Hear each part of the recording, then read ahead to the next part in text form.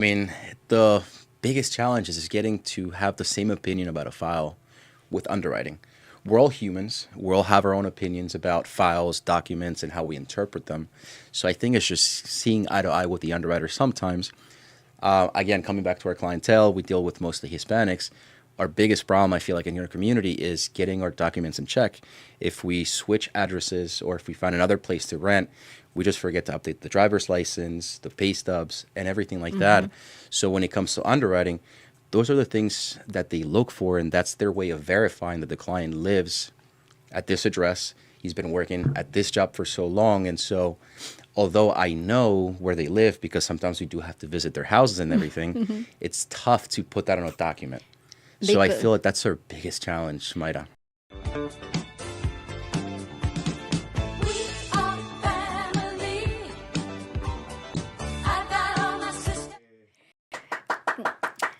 Okay, today we're here in our real estate minute with Bryant Diaz, a home inspector who has been in the business for over how long? About 6, 7 years now. 7 years. Yeah.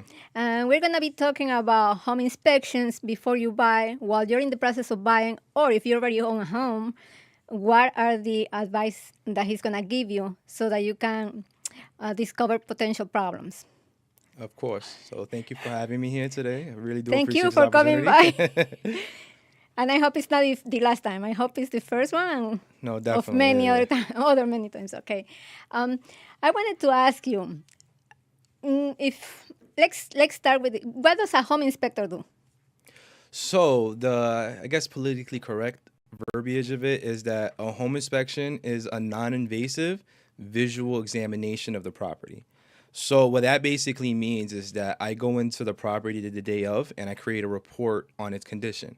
The non-invasive portion essentially means that, like I can't physically break anything open. We have to abide by certain standards. So um, if there's a leak behind the wall, I just can't physically break the wall open to see like, okay, yeah, this is the extent of damage of it. If the electrical panel is covered by whatever because they put molding or trim around it, I can't remove the trim. Like it's a non-invasive visual examination. Okay, and what are the main items that you look for when you're doing a home inspection?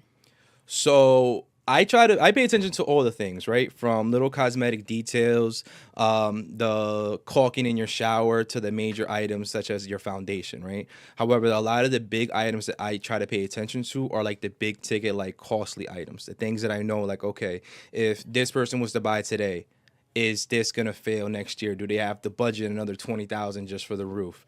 How's the foundation looking? Is the foundation in decent condition, or should they prepare to get a structural engineer out here to kind of evaluate it to let them know, like, hey, listen, like something's wrong with something's wrong with your foundation.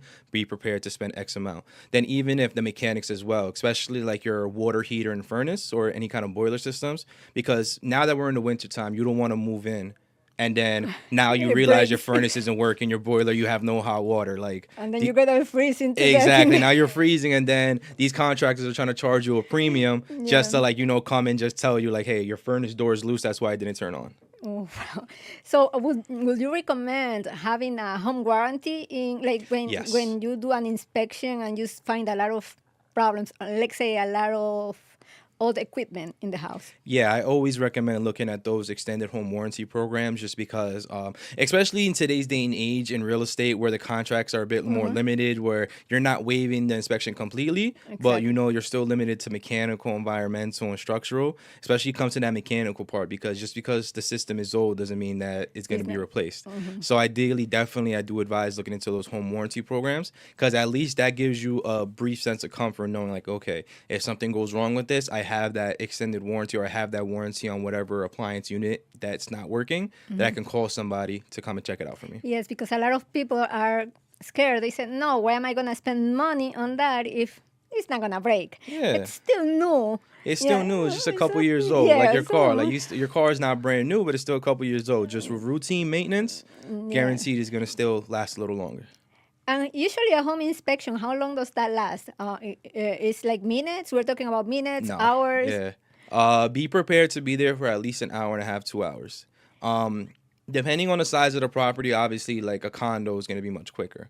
Uh, 5,000 square foot mansion is going to be take a little longer. But on average, let's just say 1,000, 2,000 square foot house, you're just doing a normal home inspection. You're not doing the additional like services that I offer, tank sweep, sewer scopes. That Okay. those you probably be there for like an hour, 2 hours. And you offer all those services. Can you explain a little bit more about those services that Yes, you offer? I'll be happy. It's very nice. So some of the extra services that I offer that a lot of people tend to get into are the tank sweep and sewer scopes. So starting with the tank sweep, it was very common in New Jersey, especially for houses built before the 1980s, Yes. to have a buried oil tank or just an oil tank in general. That before it was gas, back in the days, it was coal, but there was a period of time where people used oil tanks. Even if people still use oil tanks today, except back in the days, we thought it was fine to put them in the ground. So they bury them in the ground. And the issue with that is that it's cast iron. Soil contamination. Yeah, that it also. wasn't meant to last more than 50 years, let's just say. So when the oil tank becomes very rusted, it starts to leak, and the cost associated or what increases the price of an oil tank remediation is if the soil is contaminated. That's what drives the price up. That's the main problem. So ideally, especially even for renovated homes, if you're buying a property that was built before the 1980s, ideally and highly suggest doing an oil tank sweep. So that means that that because you see a home that is renovated, doesn't mean that That doesn't also, that is clear. Yeah, So exactly. it's always convenient for the buyer to check. Yeah, and I always recommend it. It's at the buyer's discretion. Sometimes the sellers do have documentation stating that yes, there was an oil tank and it's been removed. That's the only time where I'll be like, if you don't want to, that's at your discretion. But I still highly suggest it because oftentimes they would bring another company that did an oil tank sweep, and there's been a few times where the sellers would have an oil tank sweep done, and then I end up finding something, and then now it creates like this entire issue. Okay, sometimes it's more than one. Yes. So Yes, exactly. Like it's so maybe he has the report from one of the oil tanks, but not from the other one. yeah. So indications to look for when it comes to buried oil tanks are vent pipes, Okay. fill caps, and then the easiest, or those are two easy indications, but a reason why even like say you're just contacting me to do an oil tank sweep but not the home inspection, I still ask to go into the basement because I like to see if I see copper lines, because that's a great indication saying like, yes, there was once an oil tank here, now it's less to see if we could find out if it's still here or if they've been removed. Okay. What about? Can you explain a little bit about decommissioned oil tanks and removal of an oil tank? So the decommissioned oil tank just essentially means that the oil tank is no longer in use, that the property's been converted to gas. Gas is their primary source, but a decommissioned oil tank may still indicate that it's still within the property. That usually they fill it up with sand just to kind of absorb all that some of that oil, but it still has a chance that it may have leaked before they decommissioned it. Now the removal process, depending on the location, may be a little extensive because they do have to dig it up the ground.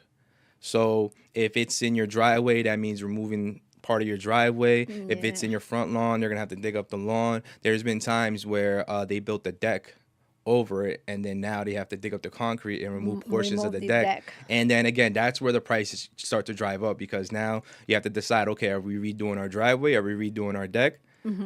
So yeah, those are like some of the little issues. So you mentioned prices. Now that you mentioned prices, what's the average cost, let's say, to remove a decommissioned tank or to remove a tank that is not decommissioned? What's the average price? So from prices I've seen, they range from about 2,000 to 5,000 just for the Okay. oil tank removal.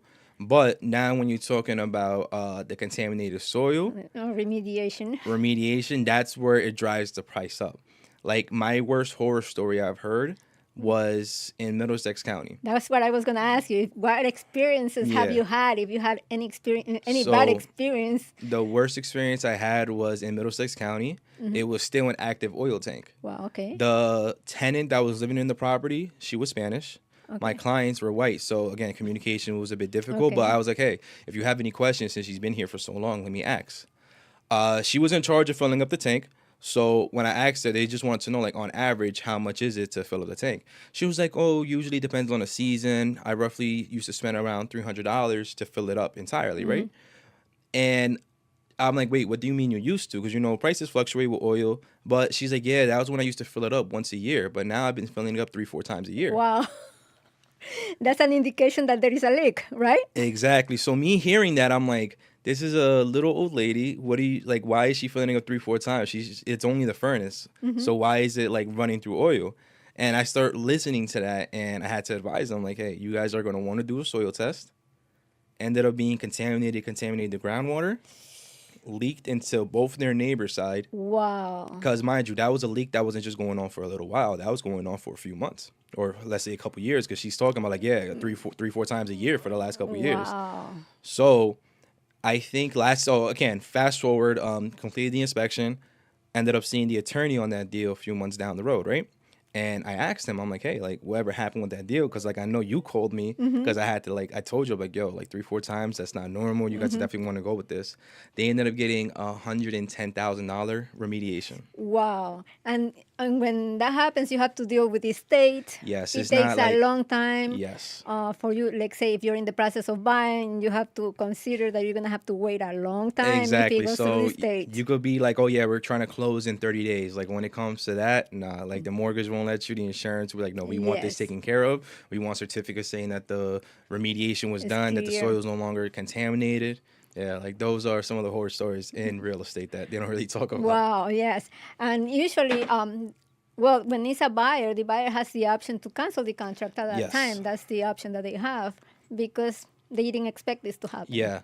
And then what I've seen is sometimes they do back out the deal. Sometimes the seller is willing to cooperate. And don't quote me on this, but I do believe that New Jersey had like a little grant or a fund set aside to help assist with that. So rather than spending the full 110, 120, they got like subsidized on that. Then I don't know how much they came out of pocket, but it greatly helped with that cost. And they stayed with the house, or they? Oh yeah, they bought it. They bought it. Yeah, Wow. that was, I want to say, like the height of the COVID era, in which, you know, like people were so desperate to buy a house that whatever problems they encountered, they went with it. They wanted it. So I guess they were in love with it. Oh yeah, definitely. Like, when you're in love with something, you know, you're not gonna take a Yeah, second look. You're just gonna yeah. go with it. You wanna take it. It doesn't matter how long you wait. Yeah. So now, so you said that you do the regular home inspection, tank sweep, and you Sewer said the scopes. sewer. Talk about it. Sewer scopes is something that, regardless of the age of the property, I'm always gonna recommend. Oftentimes, people don't want to spend the extra $200 on a service, but in New Jersey, in the majority of the municipalities, you're responsible from your sewer line from the house to the city street, not just a sidewalk, but then where it connects to the city street. So what that means is that if you have a short lawn that's only 20, 30 feet, that looks like it, but in reality, your sewer line's 40 feet because it still needs to connect to the city. And then when you get into the larger houses where, you know, you have a 100-foot lawn, that's where, you know, prices really go up, because on average, I've seen sewer line repairs. Like the last client I had that got quoted for a sewer line replacement was 18 grand. So luckily he did the sewer scope. We caught the damage in time that he was able to negotiate with the sellers for them to cover that. And again, granted, the sellers were okay with it. That's not always the case, but then still they moved into the house. They had a brand new sewer line. And then the company, I do believe, provided warranty with them. So they were, like, again, clear in mind. But that's a service I'm always going to recommend, because oftentimes, again, people overlook it. And then I get the call like, hey, Brian, my sewer line's backing up. We only been here for a week and water's backing up into the basin. Like, what is going on? And then I have to go on the report. It's like, hey, listen, like, you didn't do the sewer scope. Like, I'm sorry. I tried to push you to do it, but you decided not to. And they decided to save those $200, and now it's gonna cost them, you $18,000. And then again, it's after you already closed, so it's not like you can call the seller like, "Hey, what's going on?" And then again, I always like doing a sewer scope, even though it's a messy job, because it's always interesting to see what you find, especially in different areas. Like you would see that your front lawn has no trees, no bushes, but then there's still roots growing inside your line. Wow. That older areas, the Essex County area especially, where the sewer lines are the old clay. So clay is very fragile. There's a chance that, you know, they redid the street and then it cracked your sewer line. And then now, again, it's not until the sewer scope's done that you realize, like, okay, something's wrong, something's damaged. There's one case I did and this is an example for new constructions. I did it in Edgewater. The house was well over $1 million, right? The construction, it was a new construction, however, it was built on an existing foundation, so that says that a property was once there. Now, there's a chance that the developers, the construction people, decided to replace the entire sewer line. There's a chance that, you know, they only didn't. replaced part of it. So in this specific case, they only replaced up to the sidewalk because that's what they thought that they were responsible for. They thought it was like, okay, we're only responsible up to the sidewalk, so we're going to cut it off right there. But right from that PVC transition to clay, the clay was broken. And then that was already past the sidewalk on the actual street itself. I put that on the report saying like, hey, listen, the sewer line's broken. It needs to be replaced. Sellers came back saying like, that's not our responsibility. And everybody's going back and forth like, yes, it is your responsibility. I'm like, hey, like go to the city, to the water utility company, and have them put it in writing whose responsibility it is. So the realtor ended up coming back to the seller saying like, hey, we went to the actual city itself, and they said that it's your responsibility as the homeowner for the entire length of the pipe. To the pipe. Yeah. And then again, like prices always fluctuate, but one of the big things were that because it was on a one-way street, so it was not a one-way, but like a dead end. First house on the block. When it comes to doing construction on those kind of areas, you have to coordinate with the neighbors because police are gonna have to block off the street. Now you're trying to rip up the street itself. The sidewalk and all Yeah, that. now you have to rip all that up, and then they ended up getting quoted, I think, around $30,000 for that. Wow. So imagine that even a house that was well over $1 million still had these sewer line issues. So that's why that's a service I'm always gonna recommend. Okay, can you? I'm always curious. I want to know how you check the sewer line. So it's a camera probe, like as vulgar it may sound. Just picture a colonoscopy for your house. Oh, okay. Yeah, it's the easiest way to point out to people. I have a Milwaukee camera. It's roughly about, I have two. I have one that's 120 feet, one that's 200 feet for the much larger homes. Okay. And practically where I try to look for is the clean out access towards the most front portion of the house. Okay. Which not a lot of people are familiar with. Oftentimes I go and I'm like, hey, I can't find a sewer line. If you mind asking the sellers. Sellers like, oh, I don't know what you're talking Yeah. about. I don't Buyers really like, know. oh, I'll help you look for it. And the buyer's like, oh, I don't know what to look for. But yeah, we always try to look for the clean out access towards the front of the house. And with my camera, it's a camera probe. So I'm able to insert the camera down the sewer line and practically run the line all the way down as far as I can go, whether it's from the city street or, wherever it may be damaged to a point where I can't push you no more just because of the length of it or because of some kind of blockage. So this is, you put a camera like it's like a snake. Yeah, it's like a snake, yeah, except instead of a snake like breaking down stuff, Okay. it's just a camera head. Oh, okay. Yeah, Like yeah. a colonoscopy. Exactly, like a colonoscopy, easiest way to say it. Okay, we're gonna go into a break and we'll be back in 1 minute.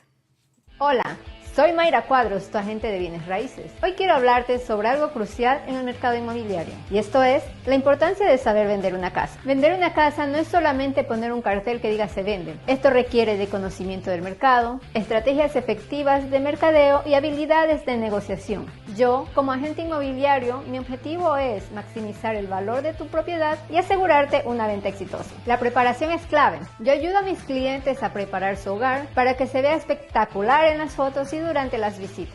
Desde la limpieza y organización hasta pequeñas mejoras que pueden aumentar el valor de la casa. Utiliza estrategias de mercadeo avanzadas, como anuncios en redes sociales, fotografías profesionales, tour virtual, para atraer a compradores adecuados y destacar tu propiedad en el mercado. Finalmente, manejo todas las negociaciones y papeleo, asegurándome de que obtengas el mejor trato posible, ya que vender una casa puede ser un proceso estresante. Con la ayuda adecuada, puede ser una experiencia exitosa y sin estrés. No olvides seguirme para más consejos inmobiliarios y noticias del mercado. Hasta la próxima.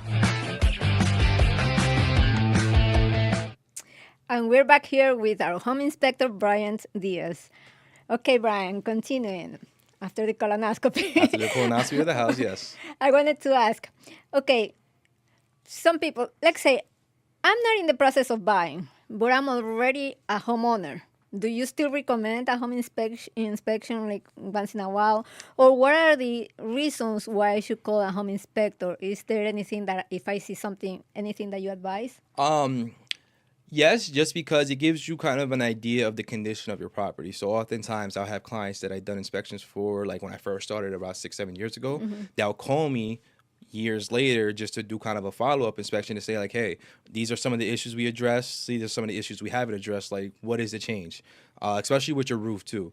Because, like a roof 5-10 years from now could be different from when you first installed Exactly. it. So that gives them a better indication to see deterioration. However, I always recommend it for people who are interested in selling their properties, just because it kind of gives you that step ahead of other sellers. It lets you know, like, hey, my inspector found all these issues. Let's take care of some of these issues before we list the house, just so when the buyers do their inspection, the inspection comes back a bit shorter. Or it allows you to price your house a bit better, knowing that you have these issues and you don't feel like doing it right now. Exactly. No, and I usually recommend sellers to do that. Yeah. Not only that, I also recommend that they do an appraisal and all that stuff. Yeah, Because just to it's get an easier. idea. It's an easier way of negotiating price. Yeah. And setting up the right price. And Exactly. that's what you want, the right price.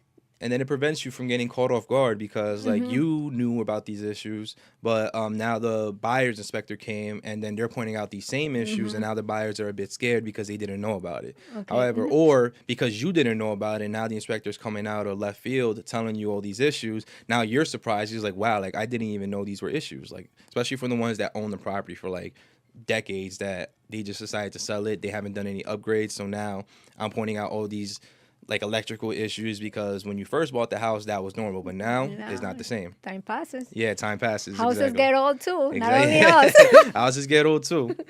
So, okay, let's say I have my house. What? Let's say there is something going on. What should I be worried about? Especially, let's say, electrical, plumbing. What is a major concern that you will suggest that I take care of it right away? When it comes to the electrical panel, that's something I do pay a lot of attention to because there are several panels that do have recalls that are older that I do see in these houses that people are selling, especially flipped houses, that they just did an interior, like, renovation. However, they kept a lot of the old mechanics, a lot of the old systems that when I see, like, say, for instance, Federal Pacific panel. It's a panel, while it never has officially been recalled, it's a known fire hazard. So oftentimes, mortgage lenders, insurance companies will give you a hard time when you have that kind of panel. And they make you change it. Yeah, exactly. So it's like before the inspection comes, if you already know you have one of these panels, set aside that $2,000-3,000 just to get it replaced. So when the inspector comes, he's not going to make such a big deal about it. Now the clients are scared because they're like, "Oh, we want everything replaced." It's like, no, we took care of the panel for you. We got that upgraded. Here's the permit. Here's everything. So now that gives not only you a peace of mind for when their inspector comes, but it also gives the clients a peace of mind because they see like, okay, like yeah, they did some upgrades already. Very good. And now that we're talking, you put all of this in the report, right? In the Yeah. home inspection So how report. I see it is I always prefer when my clients follow me at the inspection report or the inspection because the report would just basically be a reiteration of everything that you see, everything that we spoke about. Yeah. Just so you're not left with surprises like, oh wow, like because I wasn't with him, I don't even know where he's talking about this. But I start pointing out all these things on the report. It's like, oh, I remember when he told me that. I remember when we were standing there and he was taking a picture. And I think it's not only that. I think it's also that you, at that point, the buyer, the new buyers, when it's a new home buyer, Yeah. they have the opportunity to ask you the functionality Yeah. of the equipment of the So house. I could teach you like, hey, this is how your furnace works. This is how you service your water heater if you need to drain it. Your boiler doesn't have an automatic water feeder, so let me teach you how to fill it up because the water's gonna run out every so often that you need to constantly fill it up. So you can say again, like not, especially I have a lot of clients that are coming from New York. That are used to apartments, they're used to condos, small areas. They're not used to maintaining of like this much space. That is like, let me show you your systems, let me show you all your main shutoffs, so you at least have an awareness of these systems, so you're not going in just kind of blind. Yes, that's what I always recommend the buyers, the new buyers, especially new buyers, to come over Yeah. to the home inspection so that way they can ask and they know ahead of time Yes, what's exactly. going on. Is there anything else that you can tell? You said that you work with flips too? Yeah, so I do a lot of investor-owned properties. Again, those are usually before they decide to buy it.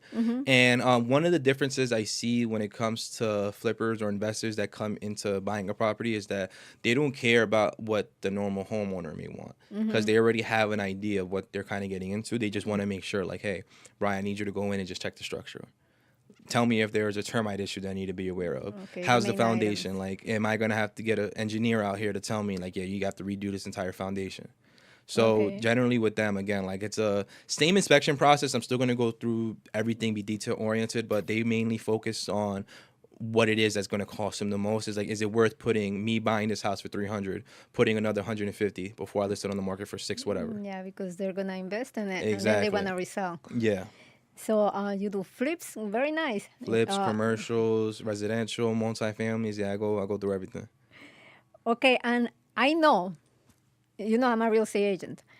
By experience, it could be a new house and you guys always find There's always something. issues, yeah. I don't know how, because people have this idea that because it's a new house, it's a just built home, it's not gonna have any problem. Everything One is thing gonna be to nice and account, smooth, but yeah, it's one not thing like to that. account for is human error. There's always going to be some kind of human error, especially in construction. Oftentimes it kind of goes unmissed. Sometimes they're oblivious to it. Uh, I again for new constructions, don't waive your inspection even if you're doing it for like informational reasons. Just because there's been times I go into new construction and then there's a leak. There's been times I go into new construction and then the way they did the framing for the roof is improper. That there's these big gaps that right now is not a problem, but as the house ages, you're gonna start to see those settlements. So definitely, yeah, for new constructions especially. Okay, and you said that you also do you do home inspection, the soil, not the soil, the tank sweep, the sewage line. What about these other environmental testing, like the radon test? Yeah. So for me, anytime that there's a basement, I'll automatically include a radon test with the inspection price. Okay.